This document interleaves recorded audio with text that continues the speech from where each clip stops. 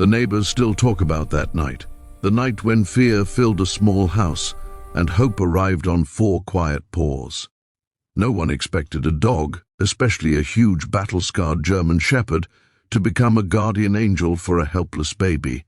What happened inside that modest American home reminds us of something powerful. Kindness doesn't need words. Sometimes the purest form of love comes from a heart that simply chooses to protect. Before we begin this emotional story, take a moment to support our channel, Tales River. Please like this video, subscribe to the channel, and share your thoughts in the comments. Your support helps us bring more real stories of kindness and hope to life. Now, let me tell you this unforgettable story.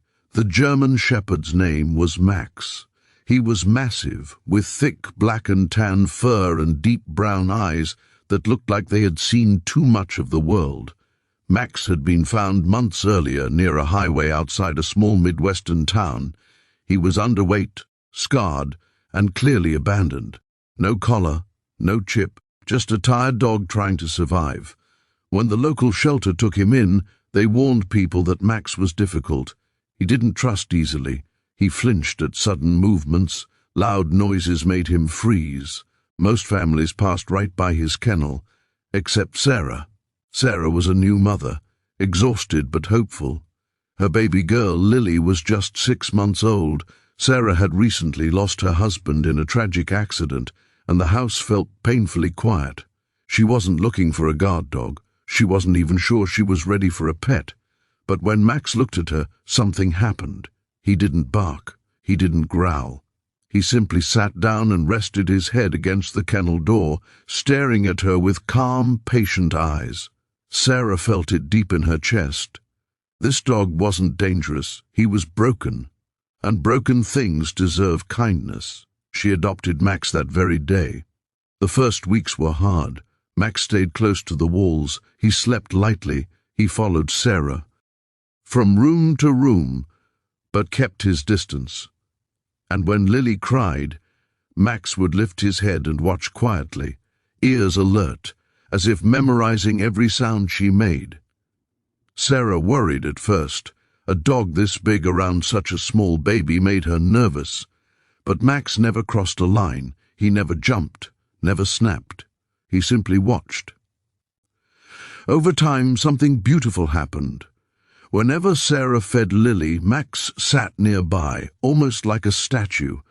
When Lily laughed, Max's tail thumped gently against the floor. When Lily fell asleep, Max lay down near her crib, his body positioned between the crib and the door. It was as if he had given himself a job. One afternoon, Sarah came home exhausted from grocery shopping. She placed Lily in her crib for a nap and went to the kitchen to put food away. Max followed her as usual, but after a few seconds he stopped. He turned around and went back to the nursery. Sarah didn't think much of it. Minutes later, she heard a low growl. It wasn't loud. It wasn't aggressive. It was warning. Her heart dropped. She ran toward the nursery, expecting the worst. But what she saw made her freeze. Max was standing directly in front of the crib, legs wide, body tense. His eyes were locked on the open window. The curtain was moving slightly, even though there was no breeze.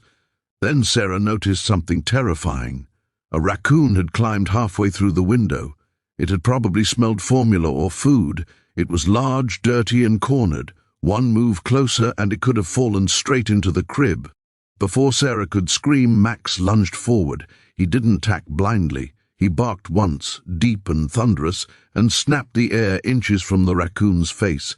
The animal panicked and scrambled backward, falling off the window ledge and disappearing into the yard.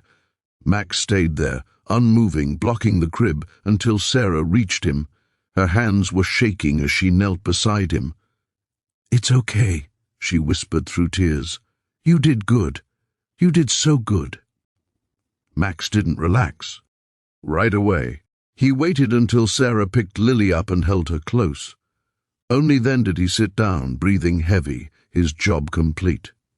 That night, Max didn't sleep. He lay by the crib, eyes open, ears alert, as if daring the world to try again.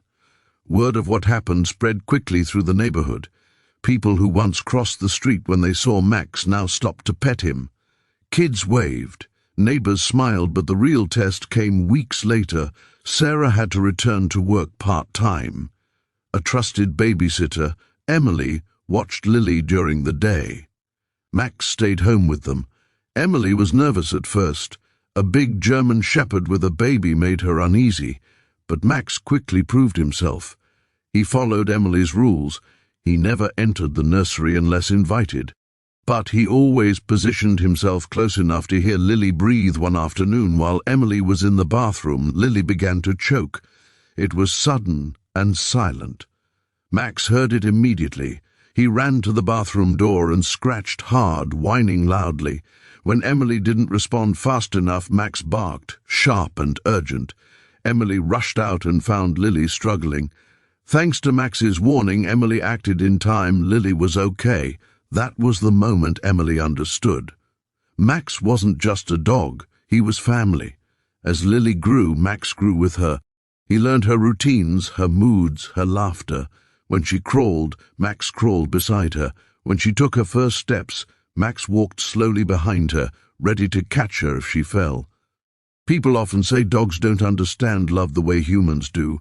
Max proved them wrong. One evening, during a thunderstorm, the power went out. The house went dark. Lily started crying, terrified of the thunder. Before Sarah could reach her, Max was already there.